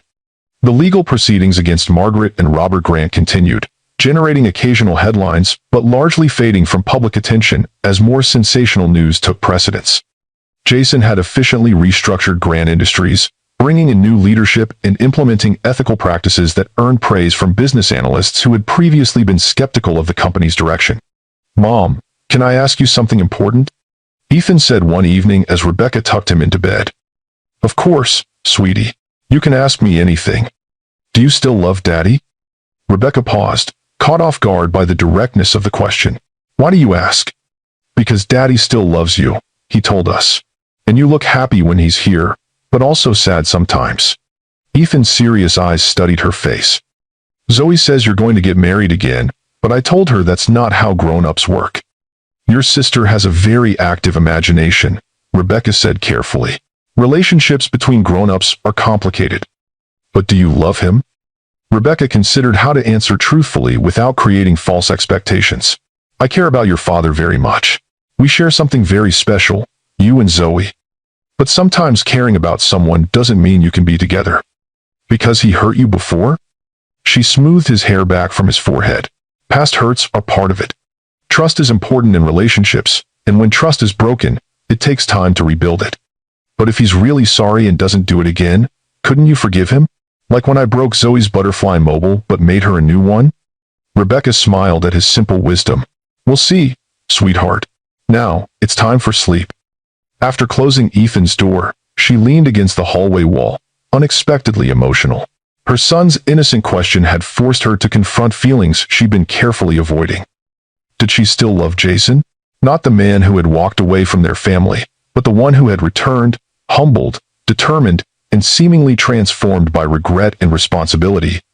The answer, she realized with a mixture of fear and anticipation, was increasingly yes. 2 days later, Rebecca arrived at Jason's house to pick up the twins and found an unexpected scene. Jason was sitting on the floor of the living room, surrounded by what appeared to be hundreds of paper cranes in various colors. Zoe was carefully demonstrating a fold, her small hands guiding his larger ones with the authority of an experienced teacher. "You have to crease it exactly, Daddy, or it won't fly right," she was saying with complete seriousness. "Like this?" Jason asked, following her instructions with endearing concentration. "That's better. Mom says patience makes perfect." She's right, as usual. Neither had noticed Rebecca standing in the doorway, watching this ordinary moment with unexpected emotion. There was something about seeing Jason, the powerful CEO who commanded boardrooms and made billion-dollar decisions, completely absorbed in learning origami from his 4-year-old daughter that crystallized what had been changing in her heart. Ethan spotted her first. "Mom, look at our 1,000 cranes. Daddy says in Japan, if you fold 1,000 cranes, you get to make a wish." Jason looked up, a half-folded paper crane in his hands. "Rebecca, I didn't hear you come in." The door was open. She gestured at the colorful paper birds covering every surface. "This is quite a project." "It was supposed to be a surprise," Zoe said with slight disappointment. "For your birthday." "My birthday isn't for 2 months." That's how long Daddy says it will take to fold all 1,000 cranes. Ethan explained logically. He said we had to start early because we can only fold a few each day. Jason stood, brushing paper scraps from his jeans. The kids mentioned you loved the paper crane display at the art museum last month. I thought they might enjoy learning the tradition. And what wish were you planning to make with these 1,000 cranes? Rebecca asked, curious despite herself. Jason and the twins exchanged meaningful glances, clearly sharing a secret. We can't tell you, Zoe said, pressing her fingers dramatically to her lips. It's a special wish. Very special, Ethan agreed, nodding solemnly. The moment was interrupted by Jason's phone ringing. He checked the screen and frowned. I need to take this. It's the district attorney handling my mother's case. While he stepped into his office, Rebecca helped the twins gather their belongings for the trip home. She couldn't help noticing the care Jason had taken with his new house, photos of the twins everywhere, art supplies organized in labeled bins, dinosaur models displayed on shelves at Ethan's height. It wasn't a showplace designed to impress, like the Grand Estate or even their former Beacon Hill brownstone. It was simply a home, created with love for the children he was determined to know. Everything okay? She asked when Jason returned, his expression troubled. The DA is offering my mother a plea deal. She wants to meet with me before deciding whether to accept it. He ran a hand through his hair. 5 years minimum security with possibility of parole after 3, in exchange for testimony against Robert and the board members involved in the financial improprieties. Are you going to see her? I don't know. His eyes found hers. Part of me says absolutely not. She tried to destroy you and take the twins' financial security. But another part. She's still your mother. Rebecca finished for him, despite everything. Jason nodded. What would you do? The fact that he valued her opinion on such a personal matter wasn't lost on Rebecca. I think you should hear what she has to say. Not for her sake, but for yours. You need closure, Jason. We all do. Would you? Would you come with me? The request surprised her. Why would you want that? Because you see people clearly. You always have. He stepped closer. And because facing her would be easier with you beside me. The vulnerability in his request touched something deep within Rebecca. When is the meeting? Tomorrow at 2. Her attorney arranged for us to use a conference room at the courthouse. I'll need to arrange childcare. Already taken care of. Ellen offered to watch the twins, she said, and I quote, tell Rebecca to go confront that witch and put this chapter behind all of you. Rebecca laughed, despite the seriousness of the situation. That sounds like Ellen. So you'll come? I'll come. The following afternoon found Rebecca and Jason sitting side by side in a sterile conference room at the Suffolk County Courthouse. The room's barren walls and fluorescent lighting created an appropriately grim atmosphere for what promised to be a difficult encounter. When Margaret Grant was escorted in by her attorney, Rebecca was struck by how small she appeared without her usual armor of designer clothes and perfect hair. Wearing a simple navy pantsuit and minimal makeup, she looked older and far less formidable than the woman who had systematically undermined Rebecca's marriage and later attempted to destroy her reputation. Jason. Margaret's voice was cool, but not entirely steady. I didn't expect you to bring her. Rebecca is the mother of my children and an important part of my life. Anything you have to say to me can be said in front of her. Margaret's lips thinned, but she took a seat opposite them. Her attorney, a polished woman in her 50s, placed a folder on the table. Mrs. Grant has authorized me to discuss terms for family reconciliation in addition to the plea agreement, the attorney began. There's nothing to discuss, Jason interrupted. I'm here because Rebecca thought it might provide closure, not to negotiate family relationships. Margaret's composed facade cracked slightly. You'd throw away your entire family for her? After everything we've built? I'm not throwing away anything, Mother. You did that when you fabricated evidence to try to take my children from their mother. I was protecting the Grant legacy. Margaret leaned forward, her eyes flashing with familiar intensity. That woman was never worthy of our family name. She couldn't understand our world, our responsibilities. And what about my responsibilities as a father, as a decent human being? Jason's voice remained level, but Rebecca could feel the tension in his body beside her. You convinced me to abandon my own children because they didn't fit your vision for the Grant family. I didn't know you had children when I encouraged the divorce, Margaret said dismissively. That came later. Rebecca finally spoke, unable to remain silent any longer. No, Mrs. Grant. I was already pregnant during our divorce proceedings. You knew that. Preposterous. If you were pregnant, you certainly would have mentioned it to leverage a better settlement. I didn't know myself until after the papers were signed. But you knew. Your investigator had accessed my medical records, illegally, I might add. You told Jason that my pregnancy was likely another woman's attempt to trap him. Margaret's momentary flicker of surprise confirmed the truth of Rebecca's statement. Jason turned to his mother, his expression hardening. You knew about the pregnancy? Before I signed away my parental rights? I was protecting you from another gold digger, using a pregnancy to trap a wealthy man. Margaret's voice held no remorse. It happens all the time in our circles. I did what any mother would do. No. Jason's voice was quiet but firm. You did what Margaret Grant would do. You decided that your vision for my life mattered more than the truth, more than my children's right to know their father, more than basic human decency. The Grant name means something in this city. Our family has standards. Your standards cost me 5 years with my children. Jason stood. I came here hoping to understand, to find some explanation that might help me make peace with what you've done. But there's nothing you can say that would justify depriving Ethan and Zoe of their father or trying to destroy Rebecca's life. Margaret's facade finally cracked completely. Jason, please. Without your support, this plea deal will mean years in prison. I'm your mother. And I'm a father. I'm choosing to be the kind of parent my children deserve, one who protects them from harm, not causes it. He turned to Margaret's attorney. My mother made her choices. Now she can live with the consequences. As they left the courthouse, Rebecca felt something shift inside her, a weight lifting that she hadn't realized she'd been carrying. The monster who had orchestrated her heartbreak was just a bitter woman whose power existed only as long as others granted it to her. Are you okay? She asked Jason as they walked to the parking garage. Surprisingly, yes. He looked almost peaceful. For years, I've been torn between the son she wanted me to be and the man I actually am. Today, I finally chose. And who is that man? The one you actually are? He stopped walking, turning to face her fully. Someone who values family over empire. Truth over appearances. Love over social standing. His eyes held hers. Someone who spent 5 years regretting the worst mistake of his life, and would spend the next 50 making up for it if given the chance. The raw honesty in his voice resonated through her. Jason, I'm not asking for anything, Rebecca. I know I need to earn back your trust day by day. I just want you to know who I really am now. The moment stretched between them, charged with unspoken possibilities. Then Rebecca's phone rang, Ellen calling about the twins. We should get back, Jason said, stepping away to give her privacy for the call. The interrupted moment lingered in Rebecca's mind over the following weeks as autumn settled over Boston.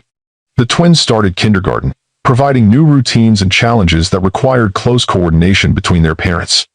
Jason proved himself an equal partner in navigating school forms, teacher conferences, and the social dynamics of playdates and birthday parties.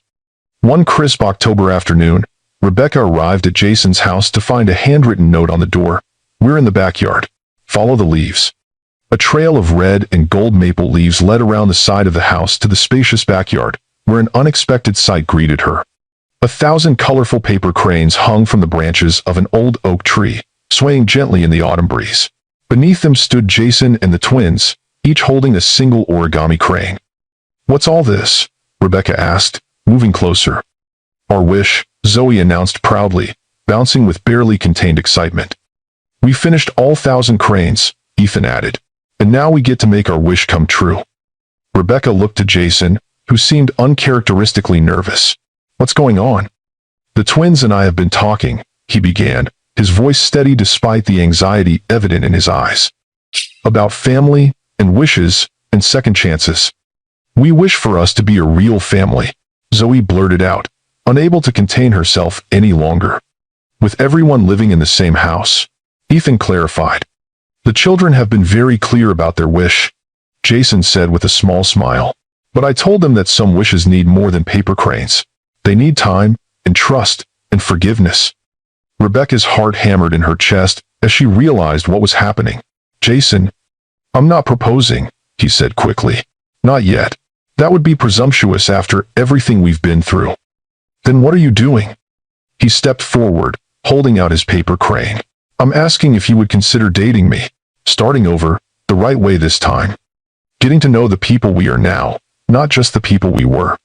Like a first date? Rebecca asked, a smile tugging at her lips despite her attempt to remain composed. The first of many, I hope. His eyes held hers. No pressure, no expectations beyond seeing where this might lead. The twins will always have both of us, regardless of what happens between us. We helped plan it, Zoe interjected proudly. Daddy said we had to respect your feelings and not push too hard. But we really want you to say yes, Ethan added with disarming honesty. Rebecca looked at the three eager faces before her. Her children and the man who had once broken her heart, but was now working so diligently to heal what he'd damaged. A first date, she repeated thoughtfully, with proper boundaries and realistic expectations. Exactly. Jason's hopeful expression reminded her of Ethan when he was waiting to hear if he could have a second cookie. Well, I suppose 1,000 cranes is a pretty compelling argument. She accepted the paper crane he offered. Yes, I'll go on a date with you, Jason Grant. The twins erupted in cheers while Jason's face broke into a smile of such genuine joy that Rebecca felt her own heart lift in response. It wasn't a fairy tale ending. There were still wounds to heal, trust to rebuild, and a complicated shared history to navigate. But perhaps it was the beginning of a more honest, more equal, more resilient love story than the one that had failed 5 years earlier. Their first official date was deliberately low-key, dinner at a small Italian restaurant far from the financial district and the society circles where they might be recognized. Without the twins as buffers, Rebecca had worried the evening might be awkward, weighted with too much history and expectation. Instead, she found herself enjoying Jason's company in a way that felt both familiar and entirely new.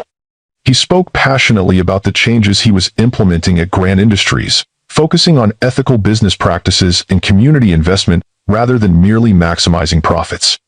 My father always said that wealth without purpose is just hoarding, Jason explained over pasta. Somewhere along the way, after he died, the purpose got lost. It became about the Grant name, the Grant legacy, the Grant empire, not about the good we could do with our resources. And now? Now I'm trying to build something my children can be proud of. Something that makes the world better instead of just making the rich richer. He looked slightly embarrassed. That probably sounds naive. No, Rebecca said softly. It sounds like the Jason I fell in love with, before everything else got in the way. His eyes met hers. I'm trying to be that man again. Better than him, actually, wiser, more courageous, more worthy of the family I almost lost. As the evening progressed, Rebecca found herself laughing more freely than she had in years, sharing stories about the twins' early years that Jason had missed, hearing about his own journey of self-discovery after their divorce. What finally made you stand up to your mother? She asked as they shared tiramisu. After all those years of compliance? Jason considered the question seriously, seeing the twins at the testing facility. In that moment, everything became crystal clear, what I'd thrown away, what really mattered, who I wanted to be. He paused. But the seeds were planted much earlier, in the emptiness of my life after you left. In the gradual recognition that all the success and social standing meant nothing without someone to share it with. You could have shared it with any number of suitable society women, Rebecca pointed out, remembering Margaret's endless parade of appropriate candidates. I tried. God knows, I tried. His smile was self-deprecating. I dated women my mother approved of, women who understood the social requirements of being a Grant. But they weren't you, Rebecca. No one has ever been you. The simple honesty of his statement touched something deep within her. This was the fundamental difference in the Jason before her now, his willingness to speak truth without calculation or strategic advantage. The Jason she'd married had always measured his words, especially around matters of emotion. Their date ended with a simple kiss on her doorstep, respectful, warm, but deliberately restrained. They were building something new, something that honored their past without being defined by it. Over the following months, they continued dating while maintaining their co-parenting schedule. The twins were thrilled by every sign of growing closeness between their parents, though Rebecca was careful to manage their expectations. Mommy and Daddy are getting to know each other again, she explained when Zoe asked if they were getting married soon. Grown-up relationships take time. By spring, their cautious reconnection had blossomed into something deeper. Jason had proven himself, not just as a father but as a partner, thoughtful, supportive of Rebecca's business, and respectful of her independence. The man who had once expected her to conform to Grant family standards now celebrated her success on her own terms. Rebecca's interior design business had flourished, attracting high-profile clients who appreciated her unique ability to create spaces that were both beautiful and livable. Jason had offered connections but never interference, understanding that her success needed to be entirely her own. On the first anniversary of Jason's reappearance in their lives, he invited Rebecca to dinner at the small Italian restaurant where they'd had their first date after the divorce. "I have something for you," he said as they finished their meal. "Not a ring," he added quickly, seeing her expression. "I know we're not there yet." He placed a small box on the table. Inside was a delicate silver key attached to a blue morpho butterfly charm. "A key?" Rebecca asked, lifting it carefully. "To a cottage on the Cape. I bought it for us, for you and the twins, regardless of what happens between us." His eyes held hers. "It's the place we talked about during our marriage, remember? Where we said we'd spend summers when we had children, away from the Grant estate and all its obligations." Rebecca remembered. They'd driven past a weathered cedar shake cottage on a weekend trip to Cape Cod, and she'd commented on how perfect it looked, cozy, unpretentious, with a garden path leading to a private beach. Jason had promised they'd find a place just like it someday. "You found it?" "The exact cottage, actually.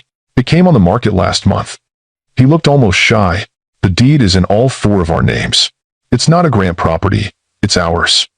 A place where our family can create memories together, however that family ends up being defined." The thoughtfulness of the gift moved her deeply. It wasn't an extravagant display of wealth or an attempt to impress. It was a promise of the simple family life they'd once dreamed of building together. "Thank you," she whispered, fingers closing around the key. "It's perfect. There's something else I want to say." Jason took a deep breath. "This past year has been the happiest of my life, despite all the complications and public drama. Being with you and the twins, building a real family, it's everything I never knew I needed until I lost it." "Jason, I'm not proposing tonight. I know we're still finding our way." His hand covered hers on the table. "But I want you to know that I am completely, irrevocably in love with you, Rebecca.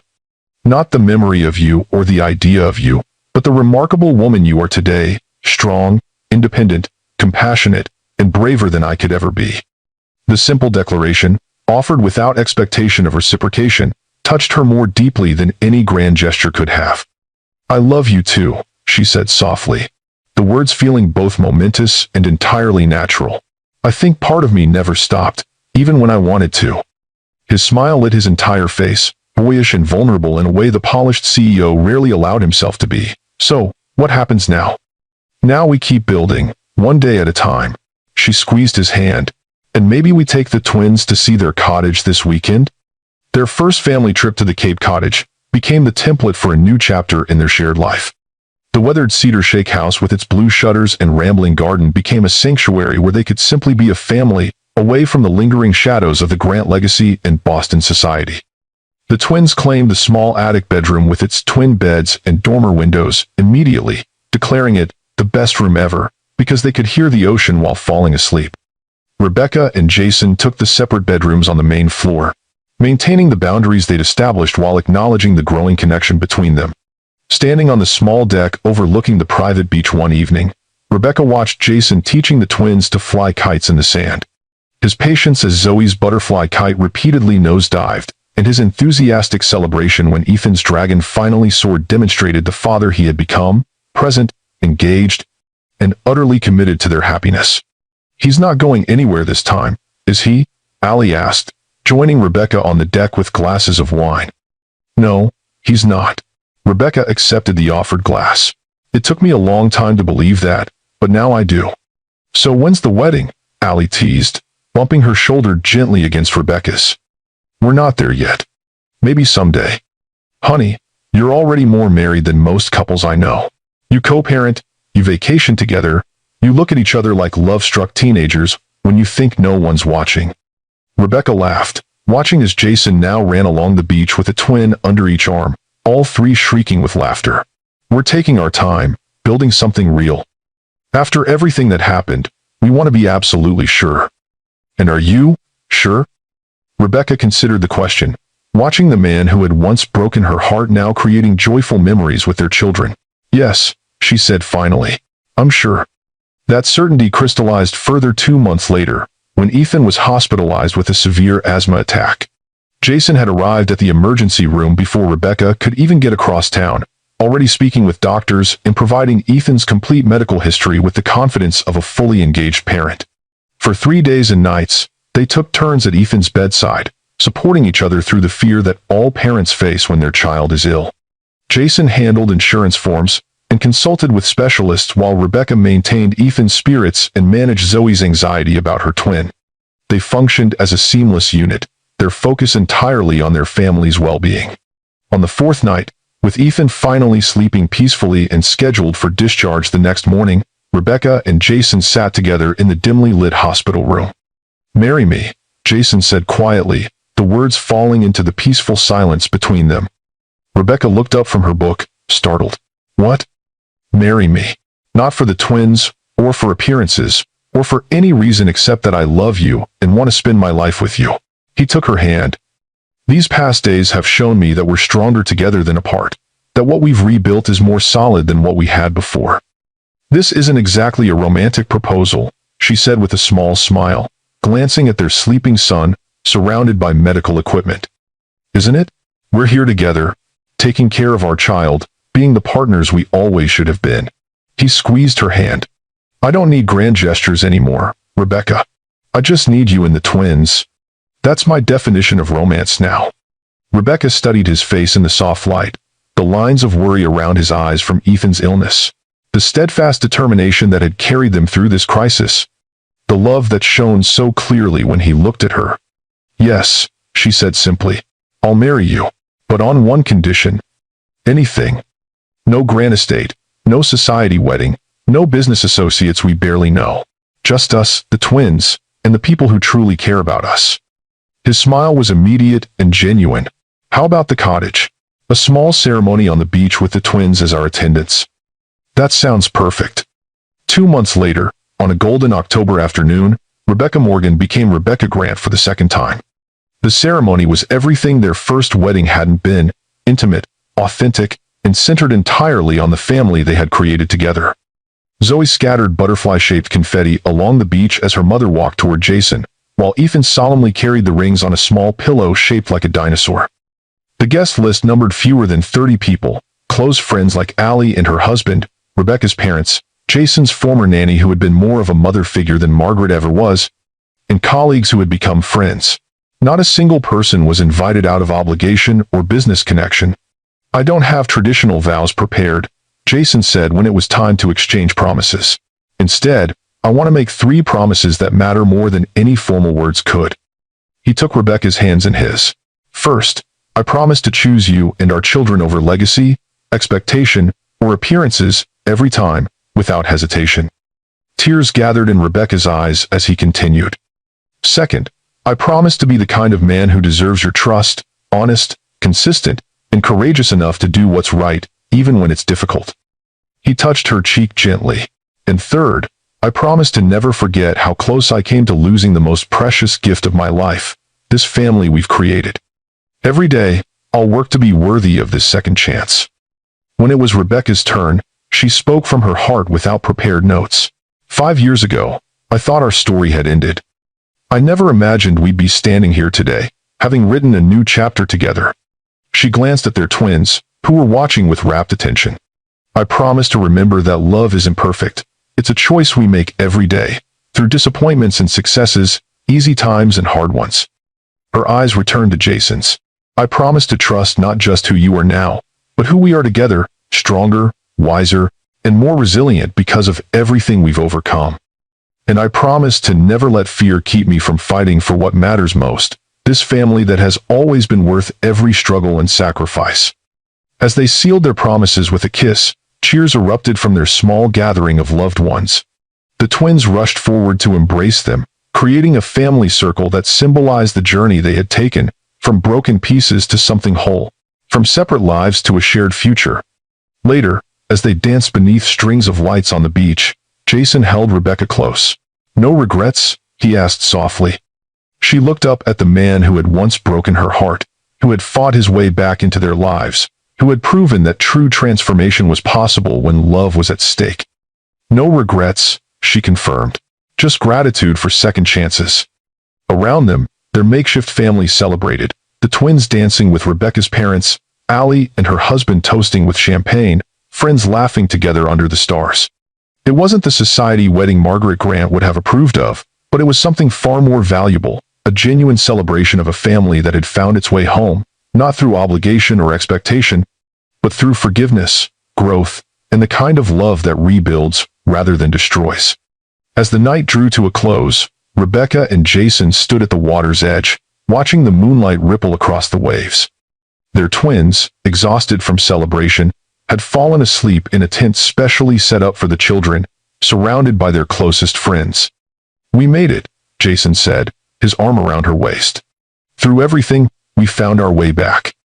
Rebecca leaned against him, content in a way she had once thought impossible. "Some bonds can't be broken, even by our worst mistakes. Thank you for believing that second chances are possible." He kissed her temple. "Even when I gave you every reason to doubt." As they turned to walk back toward their cottage, toward their sleeping children and the future they would build together, Rebecca understood that their story wasn't about fairy tale romance or perfect endings. It was about the courage to begin again after heartbreak, the strength to forge new paths when old ones failed, and the wisdom to recognize that sometimes the most beautiful love stories are the ones that survive the harshest storms. What's the greatest second chance you've ever given or received? Has someone's transformation ever surprised you, proving that real change is possible? Share your experiences in the comments below, and if this story of family, forgiveness, and finding your way back home touched your heart, hit that subscribe button for more real-life journeys that remind us it's never too late to rewrite your